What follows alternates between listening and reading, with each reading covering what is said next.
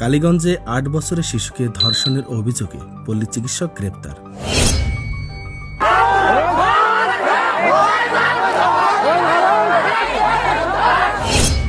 ঝিনাইদহের কালীগঞ্জ উপজেলার ৫ নম্বর শিমলা রতনপুর ইউনিয়নের মনোহরপুর গ্রামে ৮ বছর বয়সী এক শিশুকে ধর্ষণের অভিযোগ উঠেছে।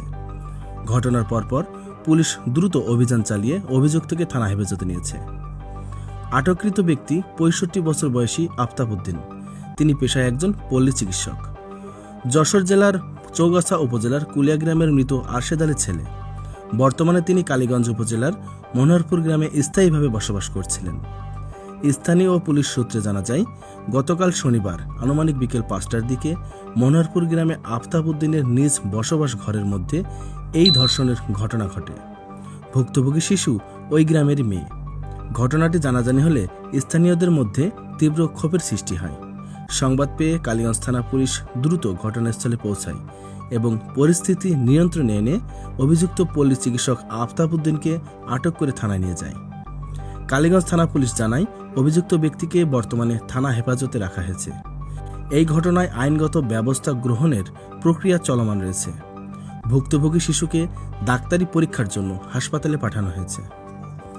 ঘটন গাছ ঘাটিয়েছে, এটি গ্রামের লোক অনেকে সাক্ষী দেবে। ও চরিত্র হিসেবে ভালো না, সে ডাক্তার হিসেবেও ভালো না।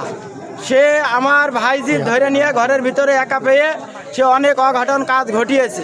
আমার ভাইজি কান্তি কান্তি যে আমার ভাই যখন না বাঁচার অবস্থায় তাকে হসপিটালে নিয়ে যাওয়া হয়েছে। মারাত্মক খুব জঘন্য খারাপ লোক। একবার গ্রামে চুরি ডাকাতি হচ্ছিল, ওর সাথে আরও এরকম মানুষের সাথে হক লহক কাজ করেছে, তাতে মানুষজন মারছিল। গ্রামের ওইটা চলা হিসাবে তার মাপ করে দেওয়া হয়েছে। এইবারটা আর কোনো মাপ হবে না। ও যদি 10 দিনের ভিতরে যদি ফাঁসি না হয় তাহলে গ্রামের লোক ধরে নিয়ে আসে ফাঁসি দিয়ে দেবে। থানার থেকে ছাড়িয়ে নিয়ে আসে দরকার হয় ফাঁসি দেবে। থানার পক্ষ থেকে এসেছি, ওকে আমাদের হেফাজতে নিয়ে আমরা যেটা আইনগত যেটা আছে সেই ব্যবস্থা আমরা নিই।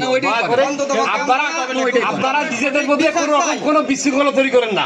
আমাদের যেটা আইনগত ব্যবস্থা আছে আমরা ওটা দেওয়ার চেষ্টা করবো এবং করবো ইনশাল্লাহ। ঠিক আছে, শুধু আমাদের অনুরোধ যে আপনারা স্থানীয় জনগণ হিসেবে আমাদের সহযোগিতা করবেন যাতে তার বিরুদ্ধে আমরা প্রপার আইনগত ব্যবস্থা নিতে পারি।